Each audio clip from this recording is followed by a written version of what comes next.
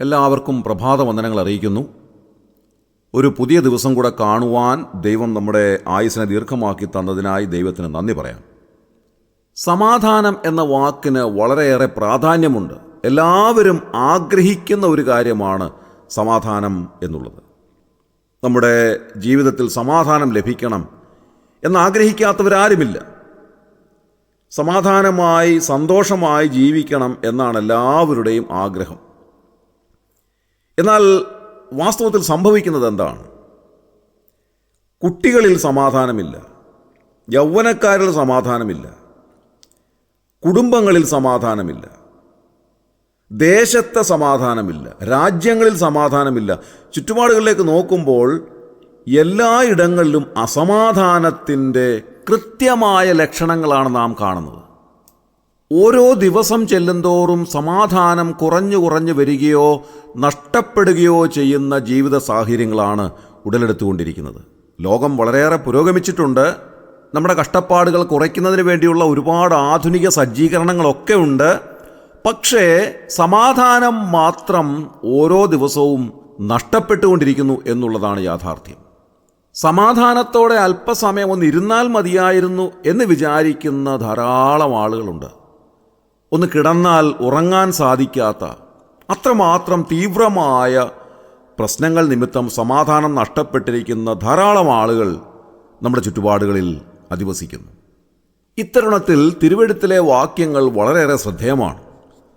മത്തായി എഴുതിയ സുവിശേഷം 5-ാം അധ്യായം 9-ാം വാക്യത്തിൽ നാം വായിക്കുന്നത് ഇങ്ങനെയാണ്: സമാധാനം ഉണ്ടാക്കുന്നവർ ഭാഗ്യവാന്മാർ, അവർ ദൈവത്തിൻ്റെ പുത്രന്മാർ എന്ന് വിളിക്കപ്പെടും.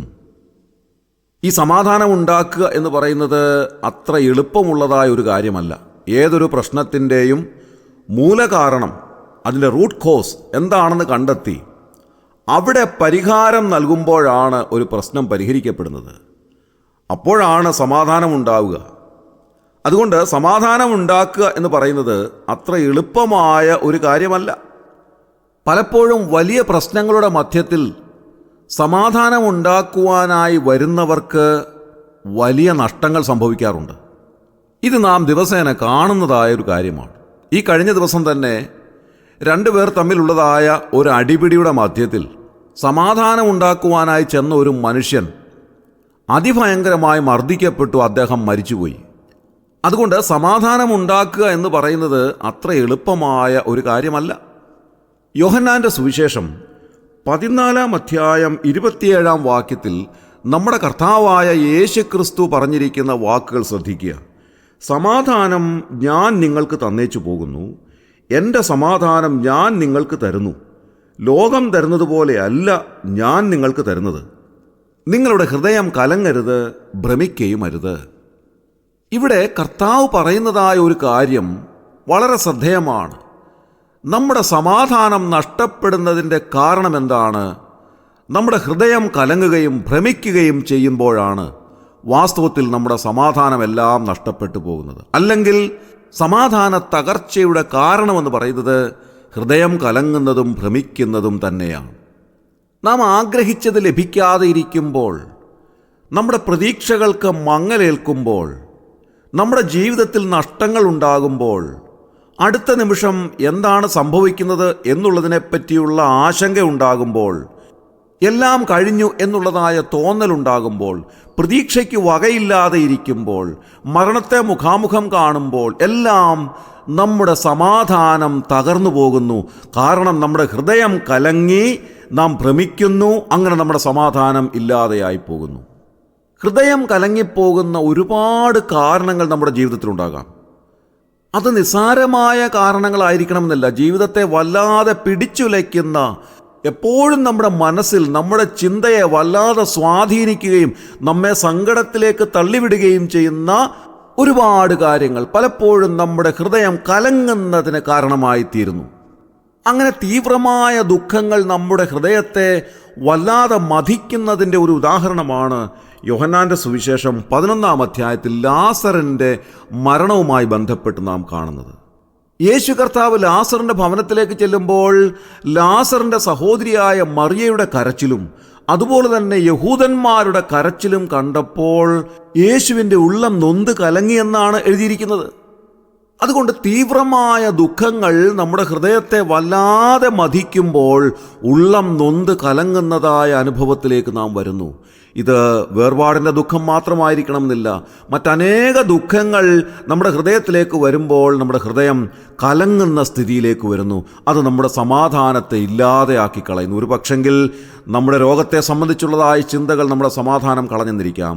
നമ്മുടെ ജീവിതവുമായി ബന്ധപ്പെട്ട മറ്റനേക കാര്യങ്ങൾ, കുടുംബവുമായി ബന്ധപ്പെട്ട കാര്യങ്ങൾ, മക്കളുമായി ബന്ധപ്പെട്ട കാര്യങ്ങളൊക്കെ നമ്മുടെ ജീവിതത്തിലെ സമാധാനത്തെ കെടുത്തിക്കളയുന്ന ഒരുപാട് കാരണങ്ങളായി തീർന്നെന്നിരിക്കാം. യോഹന്നാന്റെ സുവിശേഷം 14-ാം അധ്യായത്തിൽ നാം വായിച്ചതുപോലെ 2 പ്രധാനപ്പെട്ട കാരണങ്ങളിലേക്കാണ് ഈ സമാധാന തകർച്ച വിരൽ ചൂണ്ടുന്നത്. ഒന്ന്, നമ്മുടെ ഹൃദയം കലങ്ങുന്നതായ വേദനയും, രണ്ടാമത്തേത് നാം ഭ്രമിച്ചു പോകുന്നതായ സ്ഥിതിയുമാണ്. ഒന്ന് നമ്മുടെ ചിന്താകുലങ്ങളുമായി ബന്ധപ്പെട്ട കാര്യങ്ങളാണെങ്കിൽ, രണ്ടാമത്തേത് നാം ഭയപ്പെട്ടു പോകാവുന്ന സാഹചര്യങ്ങളാണ്. അങ്ങനെ നമ്മുടെ ചിന്താകുലവും നമ്മുടെ ഭയവുമാണ് വാസ്തവത്തിൽ നമ്മുടെ സമാധാനത്തെ കെടുത്തിക്കളയുന്നത്. നമ്മുടെ വിചാരപ്പെടലുകൾക്ക് ഒരുപാട് കാരണങ്ങളുണ്ട്. നിത്യജീവിതത്തിൽ നാം പലതിനെപ്പറ്റിയും വിചാരപ്പെടുകയും നാം വല്ലാതെ പ്രയാസപ്പെടുകയും ചെയ്യുമ്പോൾ നമ്മുടെ ഹൃദയം കലങ്ങിപ്പോകുന്നു. അതുകൊണ്ട് അപ്പോസ്തലനായ പൗലോസ് ഫിലിപ്പി ലേഖനത്തിൽ എഴുതിയിരിക്കുന്നതായ വളരെ പ്രധാനപ്പെട്ടതായ ഒരു കാര്യം ഇങ്ങനെയാണ്. ഫിലിപ്പി ലേഖനം 4-ാം അധ്യായം 6 മുതലുള്ള വാക്യങ്ങളിൽ, ഒന്നിനെക്കുറിച്ചും വിചാരപ്പെടരുത്, എല്ലാറ്റിലും പ്രാർത്ഥനയാലും അപേക്ഷയാലും നിങ്ങളുടെ ആവശ്യങ്ങൾ സ്തോത്രത്തോടുകൂടെ ദൈവത്തോട് അറിയിക്കുക അത്രേ വേണ്ടത്. എന്നാൽ സകല ബുദ്ധിയെയും കവിയുന്ന ദൈവസമാധാനം നിങ്ങളുടെ ഹൃദയങ്ങളെയും നിനവുകളെയും ക്രിസ്തുയേശുവിങ്കൽ കാക്കും എന്നെഴുതിയിരിക്കുന്നു. നമ്മുടെ സകല വിചാരപ്പെടലുകൾക്കും പരിഹാരം നൽകുന്നത് വലിയവനായ ദൈവമാണ്. നമ്മുടെ ആവശ്യങ്ങൾ എന്തു തന്നെ ആയിരുന്നാലും സ്തോത്രത്തോടെ കർത്താവിൻ്റെ അരികിലേക്ക് നാം സമർപ്പിക്കുമ്പോൾ സകല ബുദ്ധിയെയും കവിയുന്ന ദൈവസമാധാനം വലിയവനായ ദൈവം നമുക്ക് നൽകുന്നു. ഇന്ന് രാവിലെ നമ്മുടെ സമാധാനത്തെ കെടുത്തിക്കളയുന്ന സകല ചിന്താകുലങ്ങളും കർത്താവിൻ്റെ കരങ്ങളിലേക്ക് സമർപ്പിക്കുവാൻ നമുക്കിടയാകട്ടെ. അപ്പോൾ സകല ബുദ്ധിയെയും കവിയുന്ന ദൈവസമാധാനം വലിയവനായ ദൈവം നമ്മുടെ ഹൃദയങ്ങളിൽ നൽകുന്നു. രണ്ടാമത്തെ കാരണം, നാം ഭ്രമിച്ചു പോകുന്നതാണ്. പലവിധ കാരണങ്ങളാൽ നാം ജീവിതത്തിൽ ഭയപ്പെട്ടു പോകുന്നു. ഭയം നമ്മെ ബാധിക്കുമ്പോൾ നമ്മുടെ സമാധാനം ഇല്ലാതെയായി പോകുന്നു. എന്താണിതിന് പരിഹാരം? 34-ാം സങ്കീർത്തനം 4-ാം വാക്യത്തിൽ നാം വായിക്കുന്നത്, ഞാൻ യഹോവയോട് അപേക്ഷിച്ചു, അവൻ എനിക്ക് ഉത്തരമരുളി, എൻ്റെ സകല ഭയങ്ങളിൽ നിന്നും എന്നെ വിടുവിച്ചു എന്നാണ്. ഭയം വരുമ്പോൾ കർത്താവിനോട് അപേക്ഷിക്കുക. കർത്താവ് നമുക്ക് ഉത്തരമരുളുന്നു. എന്താണ് അവിടുത്തെ ഉത്തരം? യെശയ്യാപ്രവചനത്തിൽ നാം വായിക്കുന്നത് പോലെ, നീ ഭയപ്പെടേണ്ട, ഞാൻ നിന്നോട് കൂടെയുണ്ട്. ഭ്രമിച്ചു നോക്കേണ്ട, ഞാൻ നിന്റെ ദൈവമാകുന്നു. ഞാൻ നിന്നെ ശക്തീകരിക്കും, ഞാൻ നിന്നെ സഹായിക്കും, എൻ്റെ നീതിയുള്ള വലം കൈ കൊണ്ട് ഞാൻ നിന്നെ താങ്ങും എന്നാണ് അതിൻ്റെ മറുപടി. അതുകൊണ്ട് പ്രിയമുള്ളവരെ, ഭയപ്പെട്ടു പോകാവുന്ന സാഹചര്യങ്ങളിൽ നമ്മുടെ സകല ആവശ്യങ്ങളും കർത്താവിനോട് പറയുക. അവിടുന്ന് നമ്മുടെ അരികിലേക്ക് വരുന്നു, നമ്മോട് പറയുന്നു, കുഞ്ഞെ നീ തനിയല്ല, ഞാൻ നിന്റെ കൂടെയുണ്ട്, നീ ഭയപ്പെടേണ്ട, ഞാൻ നിന്റെ കരം പിടിച്ചിരിക്കുന്നു. അങ്ങനെ നമ്മുടെ ജീവിതത്തിലേക്ക് സമാധാനം നൽകിത്തരുന്ന വലിയവനായ ദൈവത്തിന് ഇന്ന് രാവിലെ സകല സ്തുതിയും സ്തോത്രവും ബഹുമാനവും എല്ലാം അർപ്പിക്കുകയാണ്. ചിന്താകുലങ്ങൾ കൊണ്ടോ ഭയം കൊണ്ടോ നമ്മുടെ സമാധാനം നഷ്ടപ്പെട്ടു പോയിട്ടുണ്ടെങ്കിൽ ഇന്ന് രാവിലെ കർത്താവിൻ്റെ അരികിലേക്ക് വരിക.